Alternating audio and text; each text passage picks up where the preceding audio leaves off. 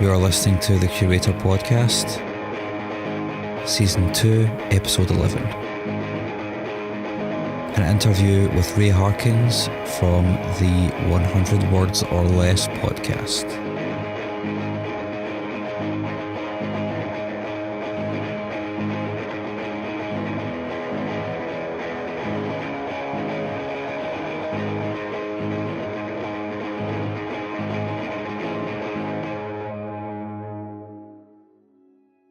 Ray, is it Ray or Raymond? Let's start off with that. You can call me Ray. Most people call me Ray. I was Raymond up until first or second grade, and then most people started to just call me Ray, and it works like that.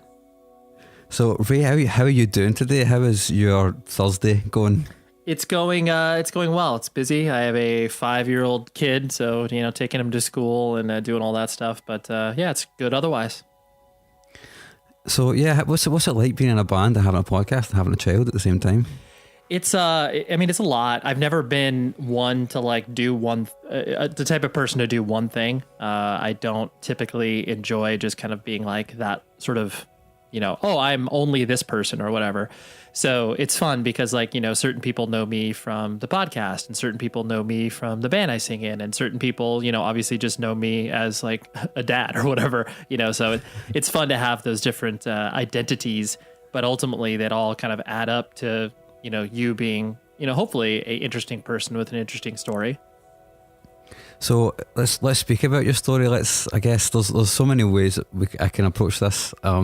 I was listening to Taken earlier on today, and I really like your band. They're fucking sweet, man. Thank you. I mean, I only got to know you through the podcast initially. I just found out the band recently, but it's so cool. I think when you're talking about having people that kind of don't just do one thing, I think that's totally true for people that kind of do anything really creative. They kind of have more than one outlet. What would you say to that? Oh, I totally agree. I mean, I think that people that are creative in whatever field, or even if it's not professionally, whatever it is that they're doing, they find themselves experimenting a lot. I don't think it's obviously for everybody. I look at my wife as an example. It's like she's the sort of person where she's kind of the exact opposite of me, and therefore we're able to balance each other out. But she looks at me and is like, you say yes to everything. You do so much in regards to, the different things that you've participated in. But she's like, I would never do that. If someone asked me to do this thing, I'm not interested in it. And partially just because I think there's obviously always a fear of failure. And I think that people that are creative tend to not care about that. They just kind of dive in and are like, whatever, I'll figure this out as I go along. And then usually they hopefully arrive to a place where they're like, oh, I feel semi-competent at this, whatever it may be. But I agree. People that are creative technically don't stick to one discipline. They might have one or two things that they feel they do well, but then in that they end up experimenting so many times during that whatever that time period may be. It's like I think we're sort of all kind of restless souls in some way. We just need to have something to do, to keep us from going mad most of the time. Yeah. Oh yeah. No, I definitely think that there's a lot of I always use the phrase, jack of all trades, master of none sort of thing, where you feel like you're constantly pulling the wool over people's eyes. Even if it's getting some level of quote unquote success, I mean, I define the fact that, you and I are speaking across each other, across the ocean, the fact that the only reason that we met each other is because you randomly listened to my podcast, so it's that's successful in and of itself. So I think that the level of which that you end up becoming successful is really interesting in regards to the fact that you don't no one views themselves as a professional person. You're just kind of like, I'm figuring this out as I go along. But then the moment someone kind of shines a light back at you and be like, hey, that's kind of a cool thing you're doing, you're like, oh yeah, I guess it is a cool thing I'm doing. I'm just working, I'm just having fun. I think it's a lot of people who kind of do, I guess, the things that we do. They also have got a tendency to remain quite humble, you've just demonstrated that right there. I mean, I think that humbleness is something, it just comes kind of naturally, you know? Oh yeah, I agree wholeheartedly. I think that I always find it's like I tell people, the moment that a person from whatever discipline that they're involved in, the moment they think they're like cool or good at something, obviously that's when the ego comes into play. And, you know, I'm not going to pretend that, you know, people that are in our, you know, line of work, whether it's, you know, playing in a band or whatever, there's obviously ego involved no matter what. But you have to be able to strip it away to be able to understand that it's like, dude, you're not cool. Like, you're, the moment that you think you're cool, that's when you become the sort of, you know, stereotypical archetype of a jock, where it's like, oh yeah, I'm the coolest guy in high school and I get all the girls and throw all the touchdowns or whatever. That's when that person starts to suck. You're just like, oh yeah, they're miserable to be around because, like you said, they've, you know, they think they're cool. And yeah, I think that degree of humbleness is just kind of part and parcel of making sure that at the end of the day, like, you're just not cool. Like, you could be doing cool stuff, but as long as you don't buy into that ego, then you should be fine.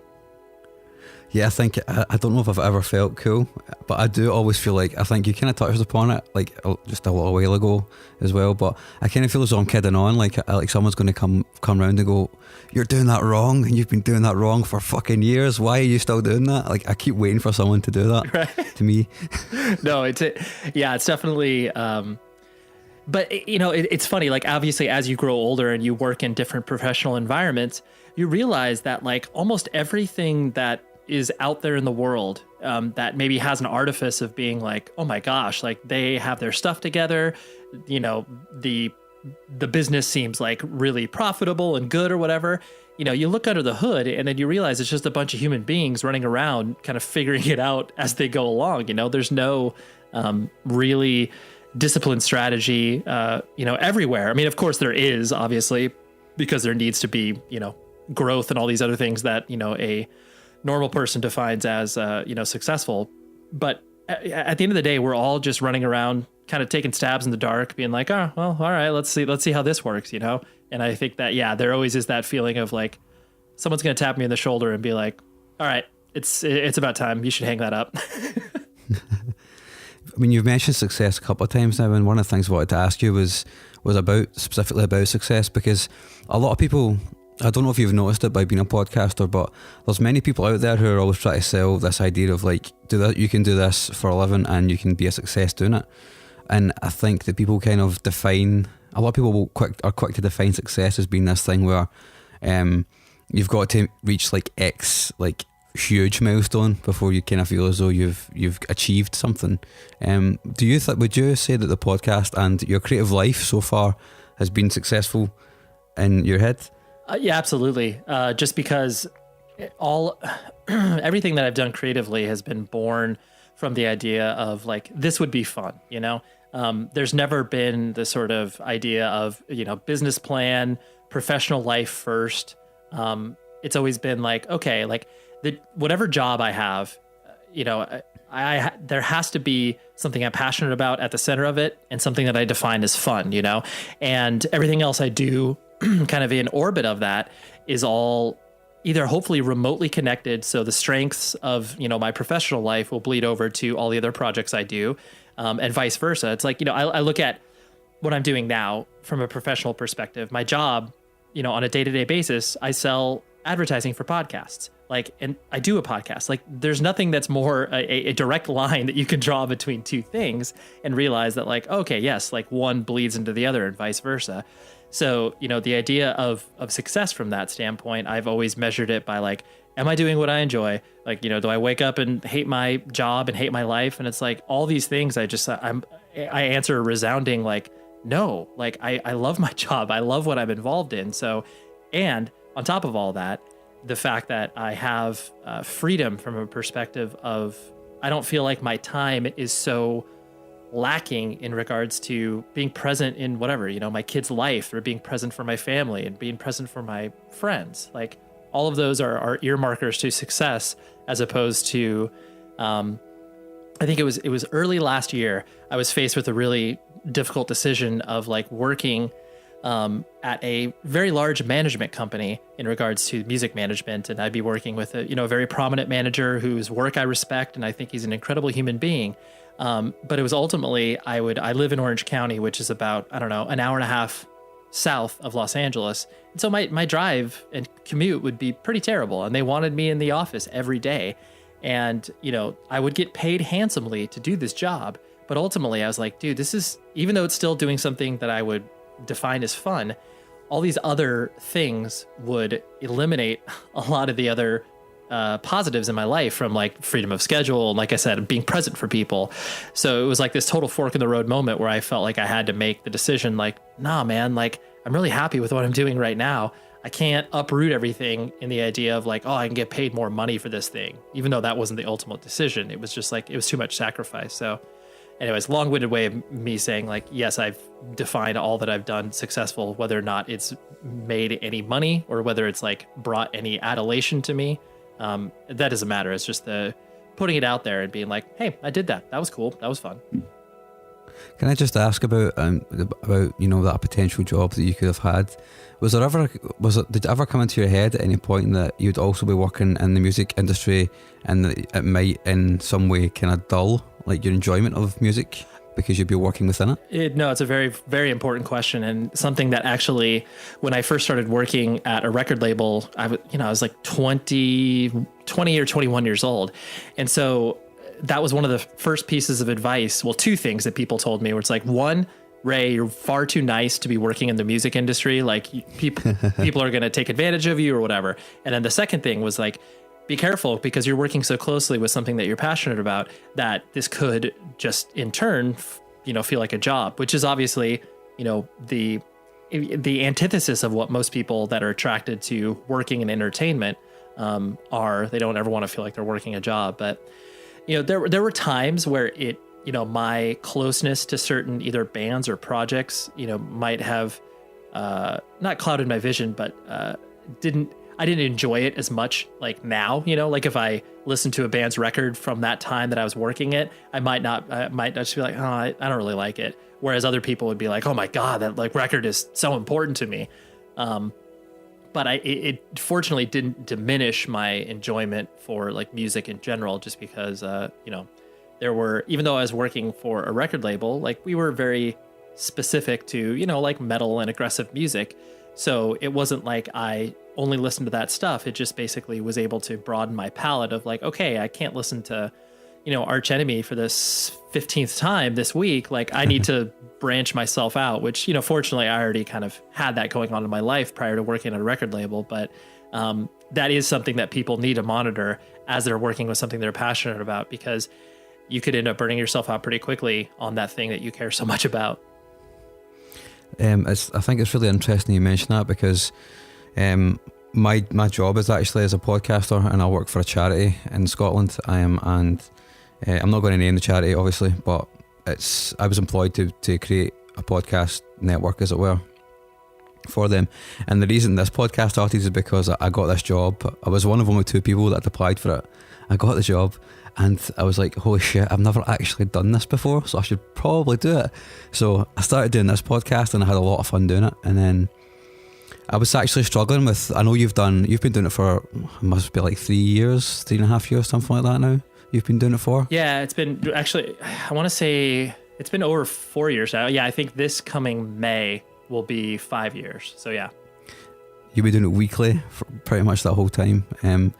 I was struggling with that, and I had to take a step back. I had to kind of go, I need to change the way I'm doing this, because I can't keep creating content, particularly because I was at the start, I was very adamant that I was going to be speaking to bands in person. And sometimes, some months, no bands that you like are going to come through. So you're kind of like, well, then what do I do? So I kind of did get burnt out, because I was doing it as a job and I was doing it as a hobby as well. And I was like, oh man, I can't keep doing this. But then it was through listening to podcasts like yours and like mostly Harmless and all that, and people kept asking me, like, when's it coming back? That I had to go, you know what? I actually do like doing that, so I'm going to fucking keep doing that. And this is how we're talking, because this is why it took me so long to actually arrange this interview as well, because I was like, oh, I kind of don't want to do it because I don't know if I'm going to keep doing the podcast, but now I kind of do want to do it. So yeah, that's a good thing, a good word of warning to anybody, I think, is like, be careful if you're working with something you love. Like you just said, if you're working with that and it's your hobby as well, then, you know, that's that can have some problems later down the line at some point. Yeah, no, absolutely. I mean, I think but I mean, you did the right thing where it's like you had to check yourself and realize like, okay, is this something that I ultimately still want to do? Because like, I mean, especially from such a insular medium as podcasting, where it's like, obviously there is the idea of, connecting with people and obviously providing a valuable resource for people to, find out about music, new bands, whatever. But, it's essentially just us in a room talking to ourselves, maybe one other person, obviously. So the idea of like, setting yourself up for failure is people like being like, oh, I'll just try this out for a month or whatever, and then like figure it out. And it's like, you really have to set some goals for yourself, because if you don't do that, you're just going to, you're going to do it for a month and then you're not going to care about it. And then it's just going to waste away. And, while that may be a valuable lesson, but for you to learn, you do need to, follow through and obviously be able to give yourself enough time to have people ultimately give a shit about what you're doing, because that was my goal initially, where I was just like, all right, for 1 year, I'm going to do this and I'm going to see how it feels. And if it ever feels like work or something I don't enjoy, then I'm going to pull the plug.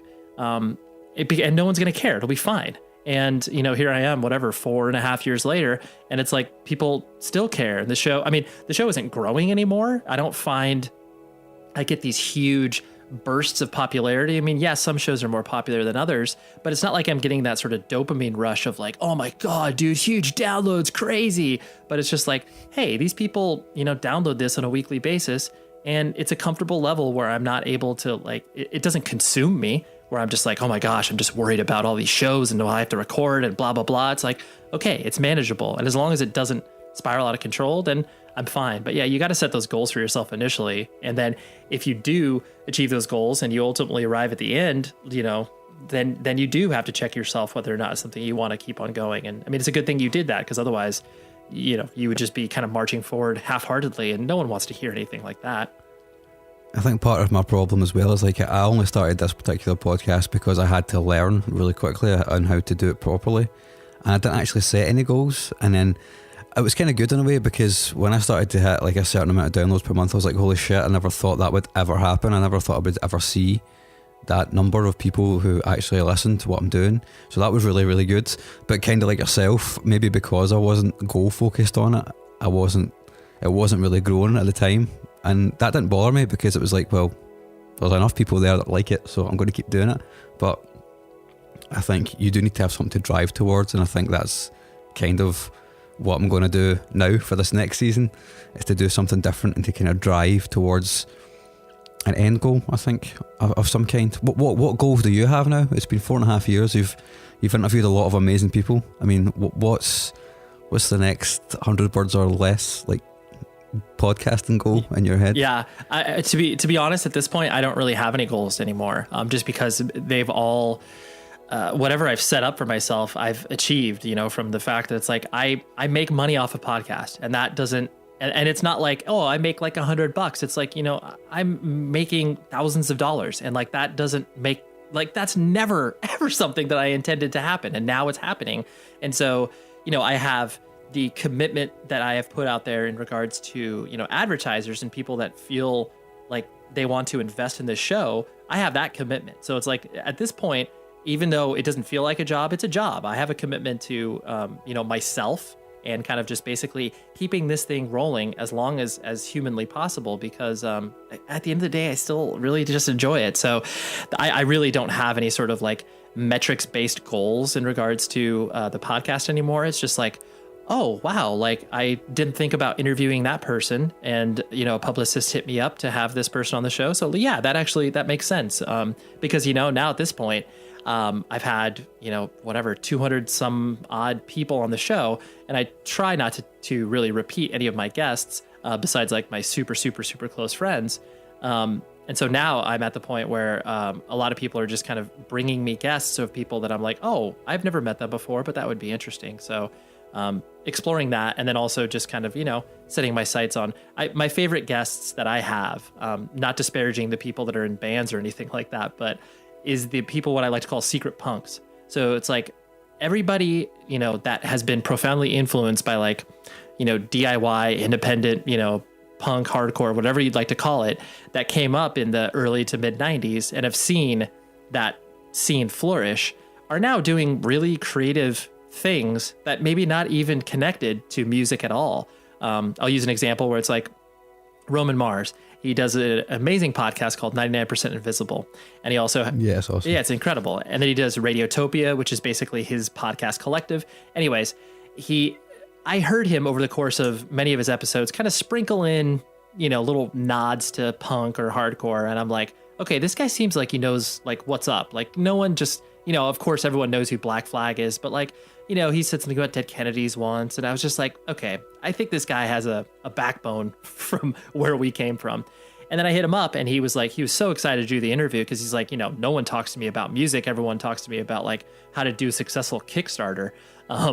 And it was such a great conversation because it was like in the middle of it, it's just like, oh yeah, like I guess I'm straight edge. And it's like, it was one of those things where it's like, he would never have uttered those words to anybody else because they would all be asking him questions from this very specific point of view. So anyways, I use that as an anecdotal example because those are my favorite types of people who have been profoundly influenced by independent culture and are creating it on their own now in very unique and differing ways that, we could have never considered even a possibility some, 20 years ago. It's like, it's so wild where it's like, yeah, you have a person like that. And then you have a person like, CM Punk, who's like, a wrestler and straight edge and profoundly influenced by punk and hardcore. And like, now he's a UFC fighter. And it's just like all these people doing a wide variety of things that have all kind of come from the same scene. And those are the people I like to have on that are just people like, wait, what?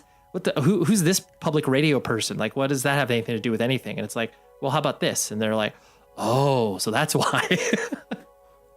I remember I stopped watching. It's interesting you brought up CM Punk because I stopped watching wrestling for a long time, and then I think I came back to it. It must have been 2009 or something, 2010, and I seen this guy, and I was like, holy shit! Like he's got some interesting tattoos. I need to know more about this guy. And then I was like, holy shit, he's really into like H2O and stuff like that. And I was like, this guy's a fucking wrestler. What's going on? Like, yeah. I don't understand. Well, because I think to me, like I said, it's just one of those things where everybody between the ages of 30 and 45 are now of an age in which obviously they need to be part of the working world and they need to be doing something creative. And that manifests itself in so many different ways. And that's the power of being influenced by, putting on shows in your local hometown, like all of that stuff that is kind of the backbone of a lot of businesses and professional life is completely done when you're, 15 years old. Whereas like most quote unquote normal 15-year-old kids are like, who do I ask to homecoming? And it's like, you're like putting on a show and worried about paying a band $100 or whatever. And that's like, you don't even think about it as developing, lessons for life. You're just like, I just want to put on a show because I want this band to play here or I want my band to open for them or whatever, So I just love that. And then now that you're an adult, you look back on those times so fondly because you're like, I learned so much because I know that to promote, you should actually like make flyers and like do these things or whatever, you just learn all these lessons that you don't even know are applicable until you're, in the middle of a working world and be like, oh wow, I already know how to do that. And I'd never thought that. It never came into my head before that like a lot of punks who were growing up become self-sufficient just through the nature of the discourse in that particular scene. And then those skills are definitely transferable. That never occurred to me before. That's a really interesting insight. Yeah. No, I mean, I honestly, I'm obsessed with it just because I find it so fun. Again, kind of going back to our original discussion point of identity and doing many different things. I think that's when you trip across people that, you just have such a, you walk into either a new environment, a new workplace or whatever, you're going to gravitate towards the people who like know how to be professionals and like know how to get their stuff done. And I can't tell you how many times I've tripped across people where it's like, oh, hey, like, do you go to shows? Like, do you know what's up? And then, if people start to obviously say like the correct reference points or whatever, or if they refer to it as like, oh yeah, the last concert I went to, and it's like, okay, well, we're not talking about the same thing, which is fine. But you just find the more on top of it people are. I'm not saying it's always the correlation is like 100% right, but you'd be surprised at how many times that it's like, oh, there is a person that is, at least has been influenced by that scene. Whether or not they listen to that sort of music at all anymore, it doesn't matter. It's like they've just been influenced by it, It's like I I look at the amazing work that Vice does, and it's like, dude, they could not be more far removed from the original shitty punk zine that they were, in the early 90s. And it's like, now they're a media empire where people are investing hundreds of millions of dollars in this thing. And you can't tell me that you can't draw a straight through line to the way that they're doing their news now versus what they were doing when they were just, a crappy punk scene. There's the DNA is written all over it, even though it's just grown up and obviously can put on a suit occasionally. It's just a beautiful thing that I revel in it. I just like, oh, this is so good. I love it so much. So that's probably a good segue to kind of start talking more about music. That was a really professional link. I've never done that before. Beautiful segue, my friend. When did you discover? Where did you first discover? I'm not going to say music because from what I've gathered doing all the interviews I've done so far, that differs from person to person. But in particular, when did you discover like the DIY thing? When did you realize that was going to be something that was very close to your heart and your personality? I would say that it started coming into vision, I would say junior high school. So that's like 7th or 8th grade. And that's probably like when you're like 12 or 13 years old. Okay. I wasn't going to shows then or anything. I was going, I guess technically, so this was like, 92, 93, 94. So it was like, the explosion of the grunge music scene. And then obviously once all of the, your Green Days and Rancids and Offspring started to explode shortly after that, I was definitely aware of all that. And I was listening to it just because Southern California has an incredible radio station called K-Rock that they play good music and they're really on top of it. And so that's when I started to like being really, really focused on music. And then I just, my thirst for it just kept going and going. And I wanted to keep digging deeper and look at their influences and look at like why this band was wearing a certain t-shirt when they appeared on MTV's 120 Minutes or whatever. So the amount of input that I could have couldn't satiate my desire. So it was just like everything I was consuming, like it was all good, everything from, Rage Against the Machine to Green Day. Like I said, I was shoving it all in my head. Blink 182. Well, even though at the time they were just called Blink. And then I started, Rage Against the Machine was the first time that I really started to explore heavier music, and then realize that there was also a political undercurrent in a lot of these bands where it was like, oh, like the world is not all right. Like there are things that people have problems with, and my white suburban upbringing just didn't afford me the luxury of knowing that there's a plight around the world that other people go through. And then that's when I started to discover a lot of the stuff that was on the Victory Records catalog. That's when I started to discover Revelation Records. And basically just started going down that rabbit hole there. And then it was probably when I would say 15 or so, that's when I started to be able to go to shows, as far as like, maybe having my parents drop me off at a show where I'd start to see Strife and a lot of the Southern California hardcore bands. But it was all around that sort of 12 to 15 age range where I just was like, just consuming as much as I possibly could and realizing that I loved it all and I couldn't have enough of it. See, when you were that age and you were sitting in Southern California, at what point actually did you become aware of the fact that the whole music scene in that area is not just hugely influential to you and to those people, but like all over the world? Like, did that ever enter your mind? Is that something that you'd ever thought about? I mean, because those are the kind of bands that I loved listening to when I was growing up as well. And I'm literally the other side of the world from you and so far away. And have you ever considered that? Like you're in this place where so much good shit has happened. I would say probably kind of the same as maybe London was in the 70s or England was in the late 70s. That kind of thing. Had that ever entered your mind at any point, like over, I guess, since then until now? Oh, absolutely. Once I started to understand the lineage of bands, like, a huge band that was influential to me that, was essentially a local band, but obviously they had international appeal because they did tours, like a band like Ignite. So like, Ignite by no stretch of the imagination is successful at all as far as a mainstream perspective is concerned. I apologize. I have a dog barking in the background. Don't worry about it. Ambience. We like ambience. But so yeah, Ignite, there was Ignite, and, I was able to see them locally because they were from Huntington Beach. Hold on. I'm actually going to let my dog out. So hold on. Okay, no worries.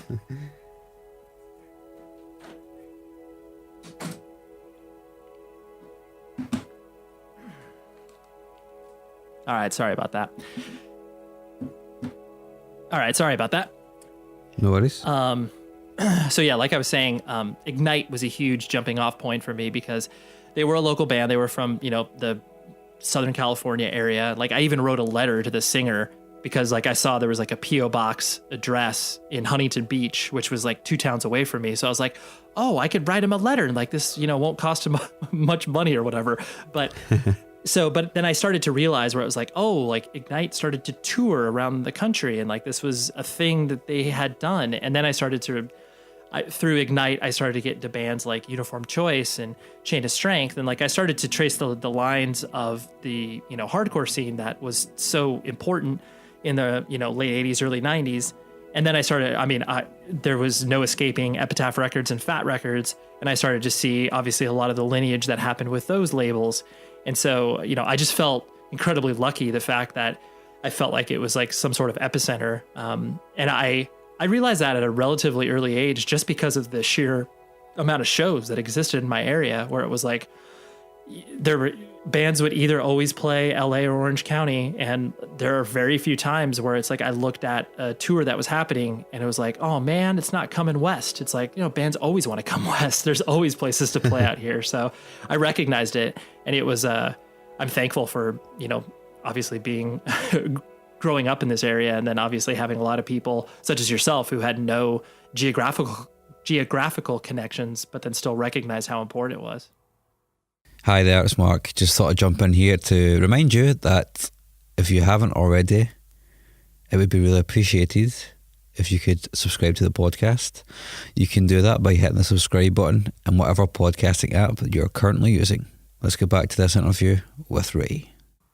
It just blows my mind that it all came from, a lot of the stuff that I loved also came from that one area. And yeah, like to me, someone that's so remote from it, I always kind of had this weird thing in my head where it was like people don't actually live there though. Like they kind of live like near it, but they just all go to this one place to do this thing and then they go home and it's not in that area. But obviously that's totally nonsense. But it was, yeah, it's weird, man. Like we don't really have, it's hard to say that we had anything like that here in that time. Like everything in Britain is so disparate, particularly punk and hardcore music. I mean, there's lots of really good local DIY scenes like in Glasgow and Dundee and all that, and bits of Scotland and in London obviously as well. But there's never been that, I don't know, I don't think the DIY, I'll say that again, the DIY, I can't even say it right. The DIY culture in Britain it seems to be slightly different from the way you guys do it in America, whilst also say different kind of approach, same attitude. Does that make sense? Oh, I totally agree. I mean, I think a lot of it has to do with just the geographical areas in which people are from. Like, I'm always obsessed with the regionality of certain sounds from certain eras of music. Like, I look at a place like Louisville, Kentucky, and a label like Initial Records. I just get obsessed with the idea that it's like, okay, here's this label that starts in Louisville, Kentucky that has a lot of bands that, are from across the country, but then also have a lot of pride in their hometown and release a lot of cool records from bands, whatever, like Elliott and all that sort of stuff. It's always so meaningful to me because it was like, they were in the middle of the country. They were taking influences from all these different places, but ultimately had this Midwestern mentality and vibe that, just kind of bled out into everything that they did. I think the same thing could be said, obviously, for, your country, where it's just like I remember the flashpoint of like when, Funeral for a Friend and 100 Reasons and all that stuff started to pop off in the early to whatever, mid 2000s. And it was so interesting because it was like, here are these bands that, are, ostensibly just like children and like being thrust into these, arenas. And it was so interesting to me to watch it all kind of transpire because it basically just mimicked a lot of what had previously happened in, London and obviously the surrounding areas where it was like, these bands that really maybe ostensibly weren't ready for the prime time were thrown into it and everybody, the press just swirled around them. And so I just find it so interesting because I do agree that your scene is obviously much different than, America's as a whole. But then there's so many unique things that you guys do that, couldn't be duplicated over here, like, yeah, we can kind of have the press sort of lift up a band and be a really important thing. but it's not as centralized as what your guys' music press is so, good or bad, is so centralized on like, hey, let's lift up this band. And then, they're on the cover of Kerrang and NME and everything else. And it was just like, oh my God, like all of a sudden you couldn't escape this band, I think that's definitely true, and I think it happens even more now than it happened back then in Britain, for sure. But those bands like Funeral for a Friend and 100 Reasons and stuff like that, I think I remember one of the first shows I was ever at was Funeral for a Friend.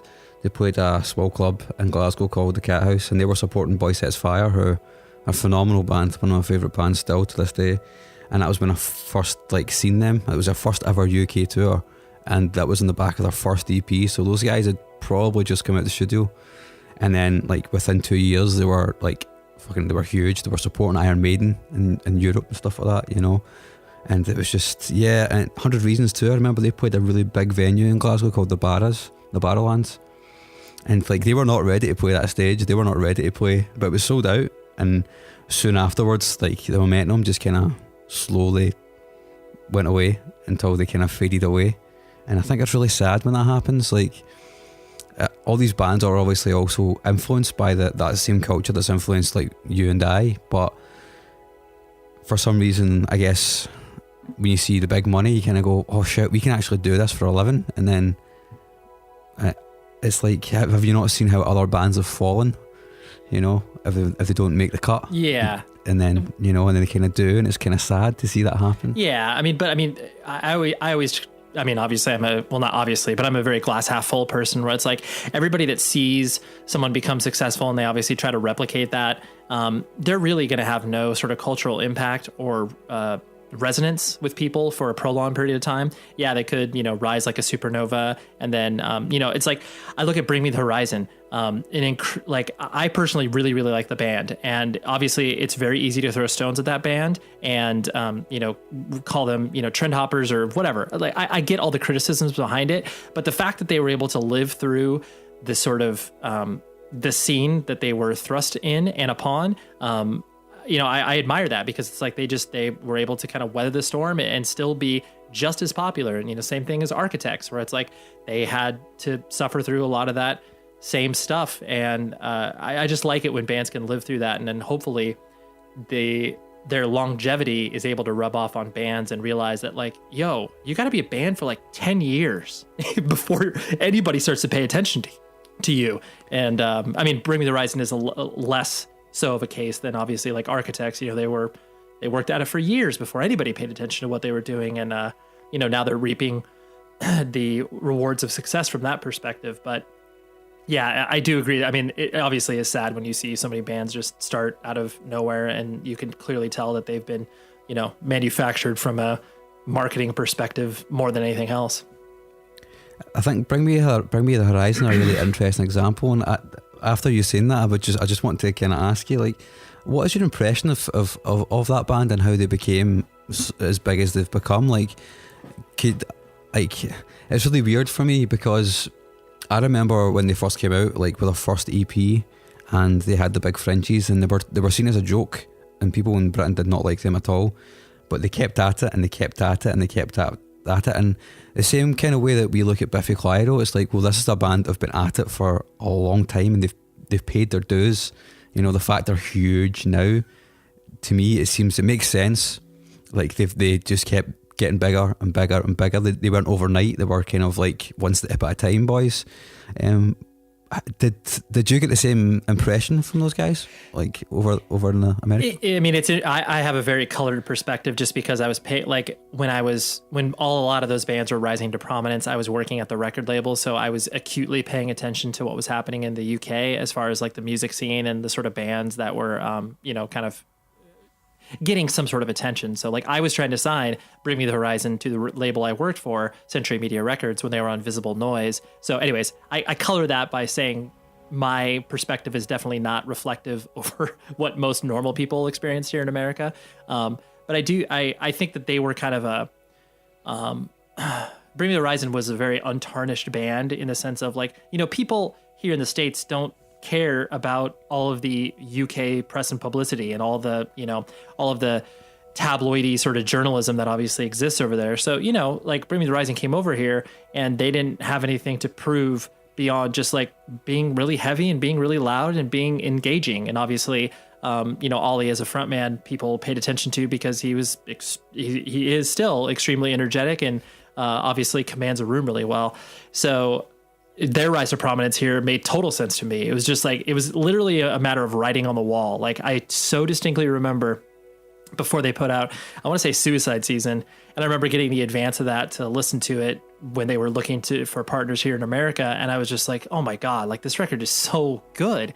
And I was like, you know, putting together like a profit and loss sheet where it's like, okay, if you sell X amount of records, you're going to make, you know, from a label perspective, this is how much you're going to make after marketing and advance and everything else you spend.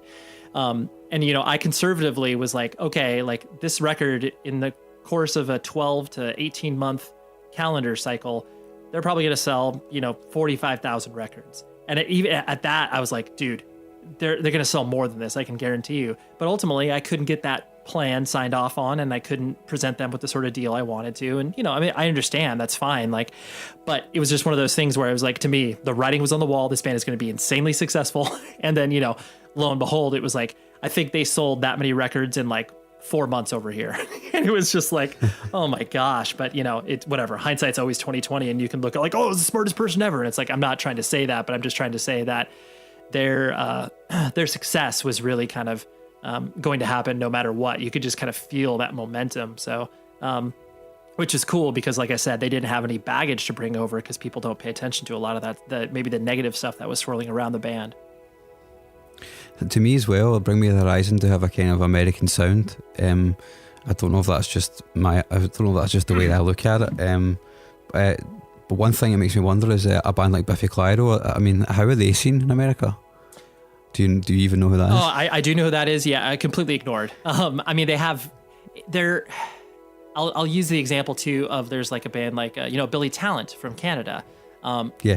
There's these weird lines where people it just doesn't connect with a certain area. You know, a band like Alexis on Fire is the same thing where it's like, yeah, granted now they're more popular than they were here in the States because like they would tour the States and play to 200 to 300 people. No one would care. And when I say no one, I mean like relatively speaking to like what they would play everywhere across the world. So Biffy Clyro, Billy Talent, same. They're in the same stew where it's like, yeah, they play to stadiums where they're from, and then they would come over here, and in Los Angeles they would play to a sold out Troubadour and that's like maybe a 300 capacity venue, and you know that would be cool because obviously the industry is there and everyone's excited. But then if they did a full U.S. tour, they'd be playing to like 50 to 100 people a night, maybe. Like, and it's rough. But there are just certain bands that just don't click in certain countries, and really, no one can draw a straight line as to why that occurs. Some of it just happens, and some of it just doesn't.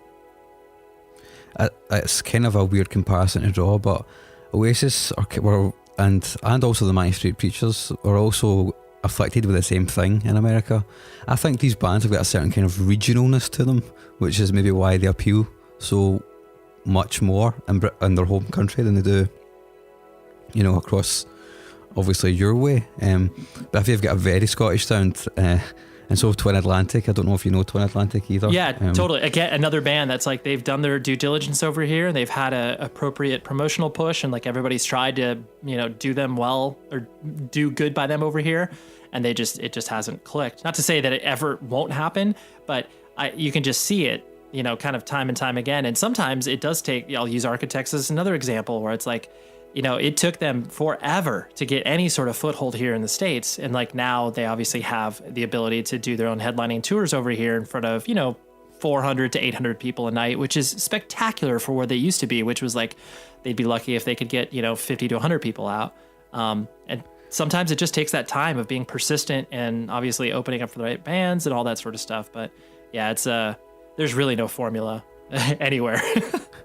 Yeah, there totally is, and that's like, I just kind of wondered what your perspective was on all that kind of thing, because I only see it from here, obviously, and it's, yeah, you're totally right about the press as well. The way that things work over here is definitely, I don't think it's a good way of doing things, to be honest. It doesn't even directly appeal to my DIY sensibility.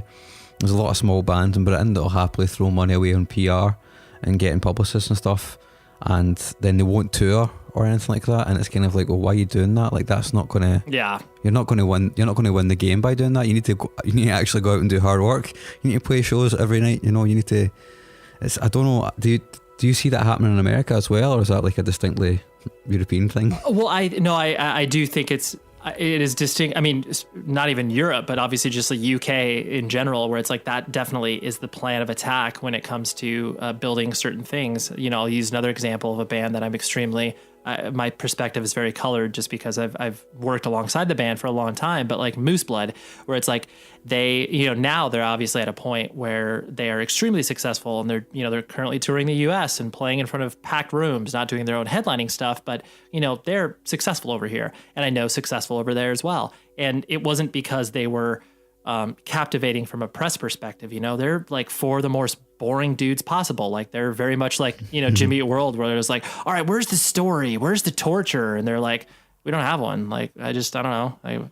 We're just dudes, And so, obviously a band like that, a band like Moose Blood, didn't capture the press's attention. So, they did it, like you said, the way that, many other bands have done it before them, where it's just like, all right, gigging around, trying to play as many shows as possible and opening up some cool international touring acts and, popping over to Europe and that sort of stuff. So yeah, there's more than one path to, get people's attention.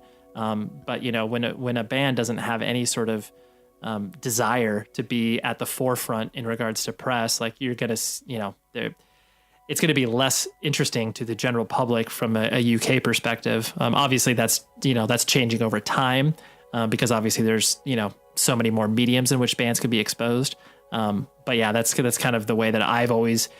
And granted, I'm viewing it from the music industry perspective. So, but I know that it's like most of the music buying public, isn't rushing out to buy, NME from their local bookstore anymore. It's like, they're getting it like every other person does around the world through the internet. So, yeah, it's interesting. Well, the NME is actually free now. They hand it out in the street. Oh, wow. Yeah. Well, there you go. Yeah. How things have changed. Absolutely. But being somebody that works in the music industry, I mean, did you ever have similar aspirations with any of the bands you were in to kind of do that? Yeah. Well, okay. I'm glad you brought this up, because I actually haven't really had a forum in which to discuss these two unique perspectives I have in regards to the two bands that I played in. So the first band I played in was Taken, like you referenced earlier, and that was around from like 97 till about 2004. And a lot of that was obviously during our high school years and like some of our college years. And then, we broke up because basically lost a few members, and, we really kind of didn't want to lose any more original members. So we kind of wrapped it up. But then we did some reunion shows here and there. And technically now we're kind of a band that's back and plays shows occasionally, like every other band that has ever existed. we exist in that same sort of nebulous space where someone asks us to play a show and it makes sense, then we do. We're going to put out new music next year. So anyways, that band, no, to answer your original question, we never had any idea of like what a successful roadmap was. Everything that we accomplished was just by sheer happenstance, sheer coincidence. Obviously there's hard work involved, but a lot of these things were just like, oh, wow, like we got signed to a record label from Southern Ontario in Canada, and then just because I randomly sent them a 7-inch, and like, who the fuck sends a 7-inch out to like get signed? Like, it's just all like, every time I recount the story in my head, I'm like, none of this should make sense. Like, I wouldn't recommend it to anybody as far as like how to get to a level of, even remote success. So that band had never had any sort of strategy. It was like, oh, cool. Like, here's another opportunity. Let's go ahead and do this. And like, oh, here this is. Like, let's try to sign with this record label.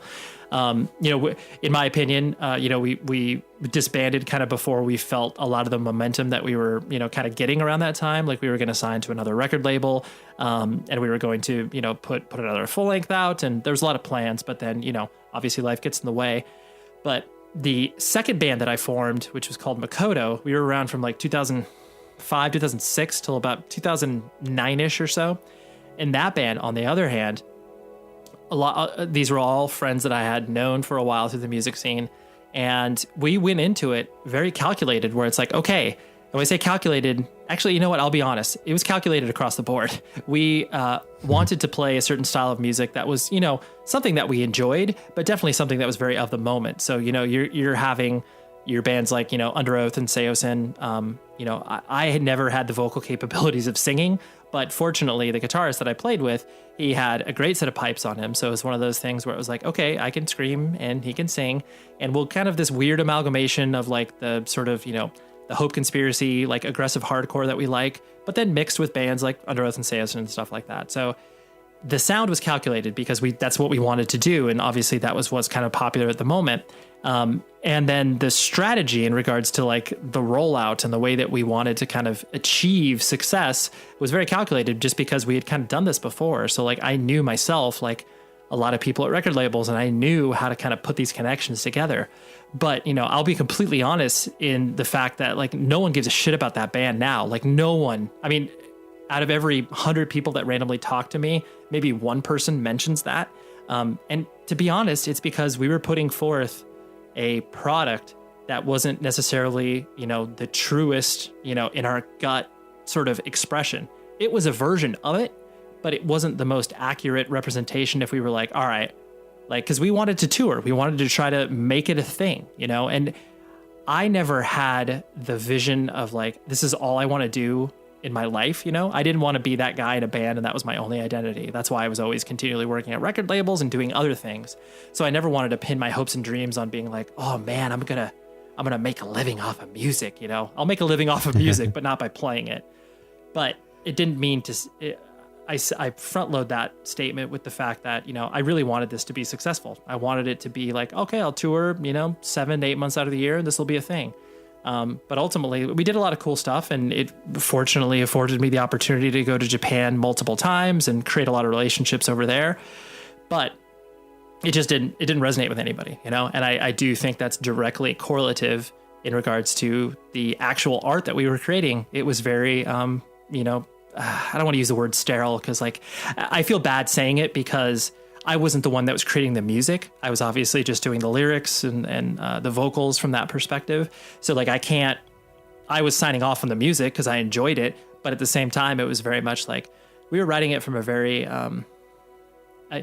myopic focus on like, okay, this is not like we were writing to be popular, but we were definitely writing music that was geared towards a scene as opposed to like, all right, we'll see what comes out, even though the last thing that we did, which was just like a 5-song EP that we only put out in Japan, was very reflective over what we kind of wanted to sound like. And that we only did that just because we were kind of like, all right, well, yeah, we're not really doing this from like a full time, like let's make it successful sort of thing. So, sorry, that was a very long-winded answer, but I really think about it a lot in weighing those two approaches with creating art, and obviously the intersection between business and that. And it was a very reflective experience for me. It basically comes back to that question of authenticity, doesn't it? In a kind of way. No, it totally does. I mean, I don't want to, like I said, I don't want it to make it sound like this was like this completely contrived and inauthentic representation of ourselves, but it was definitely, like I said, calculated is the best word. It was calculated and deliberate, and not like in a, we're evil musicians twirling our mustaches like, oh, let's take money from the kids. But it was very much like, okay, this is what we want to sound like, and cool. That's fortunately what's happening right now in the ecosystem. So let's go ahead and lean into it. And, I think that is due also to our age. We were all in our kind of early to mid 20s at that point. So we weren't, 17-year-old kids. So we had a little bit bigger vision of the world. But that didn't mean that we didn't make a lot of mistakes and didn't, kind of fall on our face from that sort of idea of what we wanted to accomplish. So, but yeah, so it wasn't 100% inauthentic, but it was just a version of ourselves as opposed to like the actual, maybe if we didn't have any of that influencing us and we were like 17 years old again, but that's all hypothetical. It's a pointless endeavor to try to like figure out what it was we were trying to do. But I do know what we were trying to do, and we didn't accomplish it.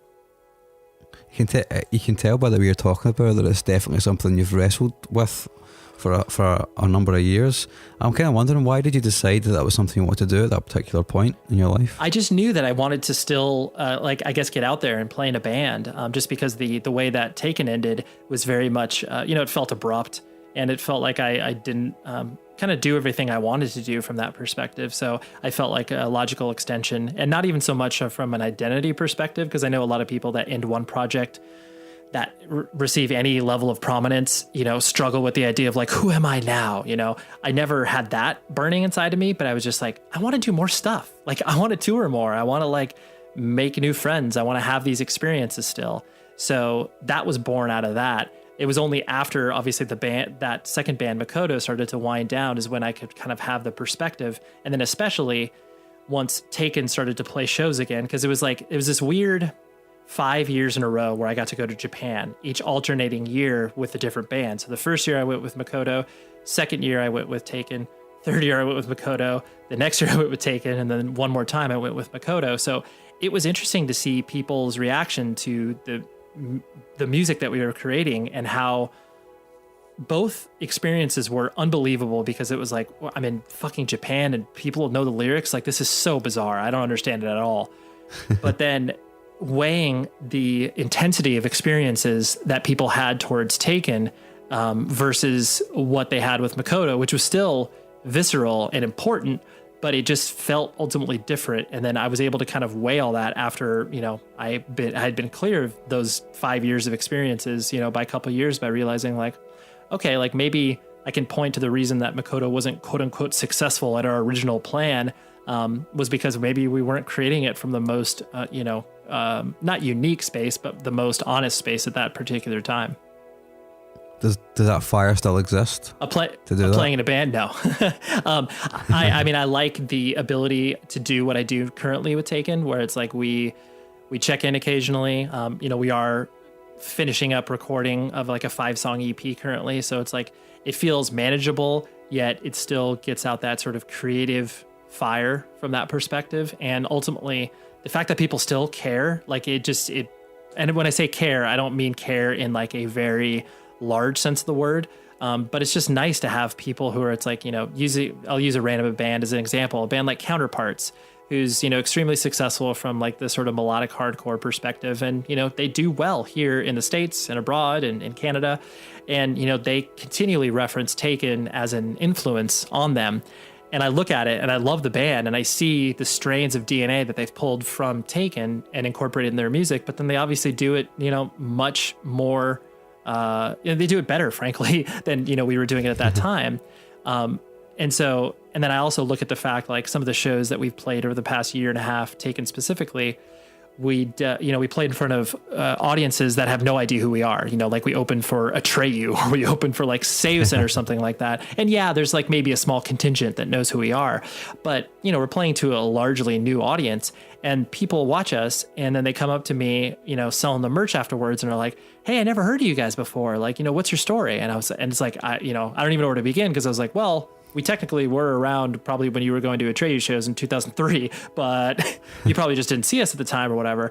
But to me, that points not at the fact that like, oh, where the fuck have you been? Why don't you know what this band is? But more so in the fact that like, hey, we can get up there and play music when we're in our 30s that was created, 10 to 15 years ago, and it still can hold relevance to people who had never heard of us before. So to me, that's like... to me, that scratches that itch of just like, wow, like that's really cool. And, I don't want to use the word timeless because it makes it sound like we're like Bruce Springsteen or some shit like that. But that's definitely not the case. It's just the fact that it's like, oh, we can get up in front of, younger people that are, sometimes 15 years younger than us, and we can play and it still means something to them. And that's really, really important to me. So that satisfies any sort of weird desire I have to be like, oh, I got to be on tour, because I don't need that anymore in my life. I think it's really weird how time like satiates those things. Like, obviously still someone that's really connected to music, and I'm the same. I'm in a band as well just now, and it's been an interesting year, put it that way. And I do have there's still this part of me that's like, I really want to like go on tour and do that like every night and kind of do that. I've never done it before, but there's also another part of me that's kind of like, well, but I have responsibilities like, paying rent and and having a job I actually quite like. And it's having that sort of cognitive dissonance is really, it can be quite jarring for me sometimes. But if obviously yourself, you don't really look at it like that anymore, so that must be quite refreshing because you can focus on your life now. You know? To me, it's a matter of being present. You know, like you have the ability to be a transient and not focus on anything that is kind of rooted at home, because those are the years in which you're supposed to, you know, obviously figure out who you are, you know, in relation to the rest of the world. And then obviously once you kind of step into the you know, the world after that, that's when you have these desires of just like, dude, I love routine. I love the ability to exist in people's lives in ways that I might not have been if I was still touring, you know, because essentially touring is just this weird suspended state of animation where you're not really living a life. You're living this like sort of circus of experiences, which obviously is fun for, you know, for some people longer than others. But for some, it has to have an expiration date, because these things become so routine where you don't like the idea. I always joke around with this because, like, you know, both my parents and like my wife and most of my family jokes around with me every time like we go on vacation, because they're like, oh yeah, you've probably already been here, right? And I'm like, well, yeah, I have, but like, you know, when you're talking about a certain city, it's like, yeah, you've been to a venue in that city and maybe been around 4 or 5 blocks around it, and you haven't got to experience the city at all because, you know, you're just there for a night and then you got to bail the next day.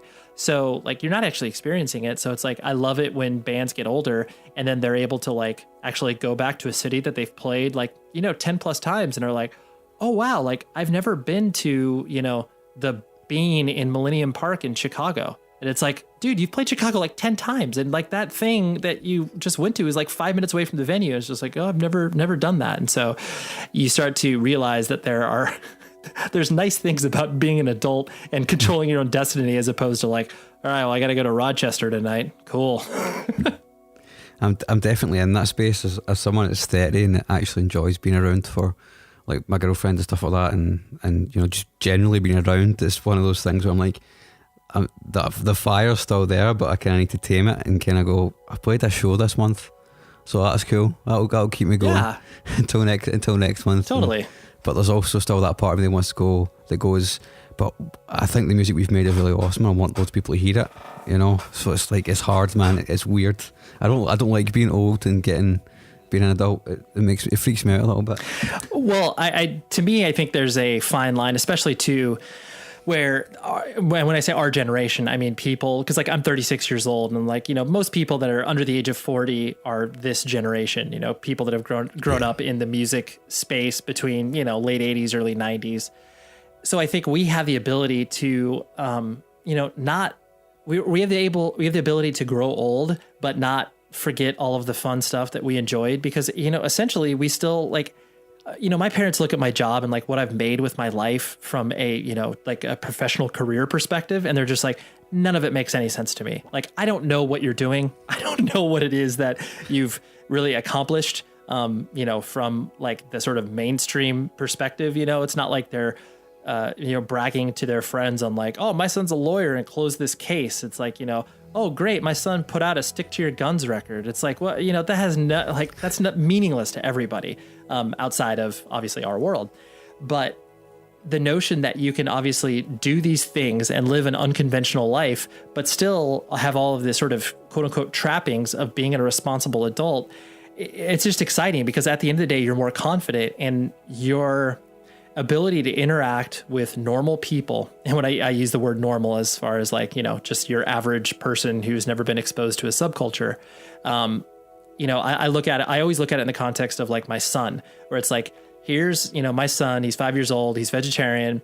You know, his interests are very much, you know, akin to most 5-year-olds, but like, you know, he just has a worldview that most other kids don't have, you know? And it's like, you know, like my dad plays in a band, like, you know, I'm not saying that makes him cooler, but that just gives him a different worldview. And then I often feel that way when I'm interacting with like his fellow classmates' parents, where they're like, you know, oh, tell me about yourself. And I'm like, all right, well, I'm like this 36-year-old straight edge vegan guy. And they're just like, what? I don't even know what any of those words are.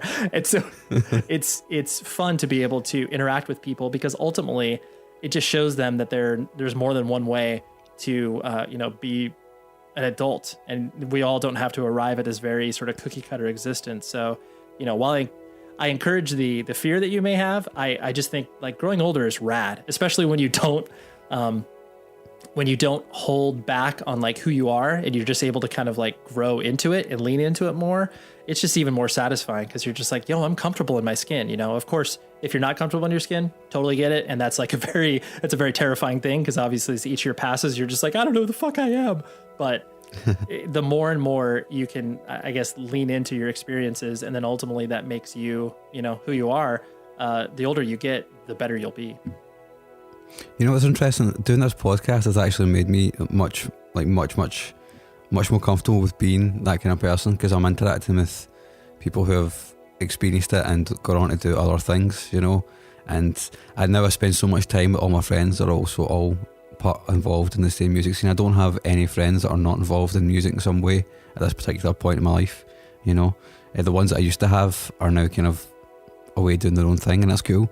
But I think you're totally right in what you're saying, and it's really cool to be able to kind of grow up and be passionate about something you've always liked, and that's okay because you can still fucking make money and live a life and take care of people, and it's not like the end of the world, Absolutely, yeah, absolutely. You can, as long as you're not like looking back on your experiences and like wincing and being like, oh my God, I can't believe I am still caring about all this stuff that I cared about. Because then ultimately that's not who you truly are. You're still on this journey. And I'm not saying like my own personal experience, like I made a right decision when I was, 15 years old and I've stuck with it ever since. Like, I mean, I fortunately have with a couple of decisions, but the notion that as you get older, you should really just kind of refine those things that, are still meaningful to you, and it's like, ultimately, if, going to shows and like being this sort of version of yourself isn't who you really are, then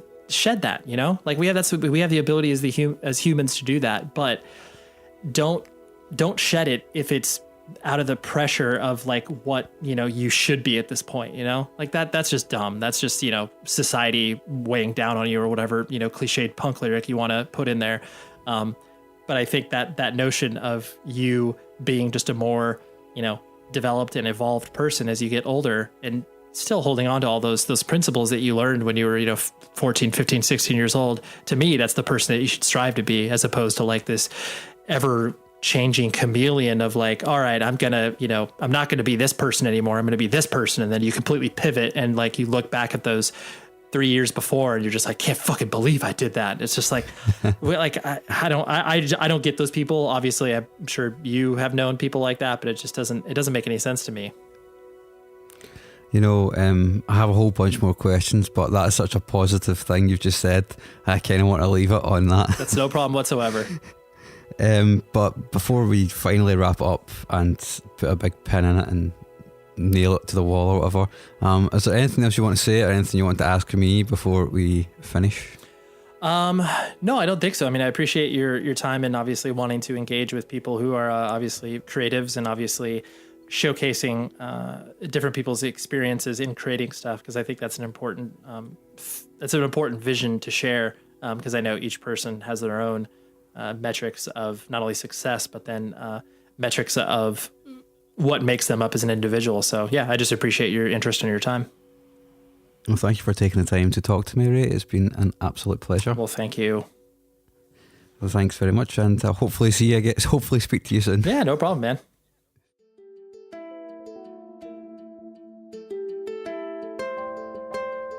An interview was almost lost forever. There was some technical issues, but we got through them, and I'm so happy that the interview is now out there.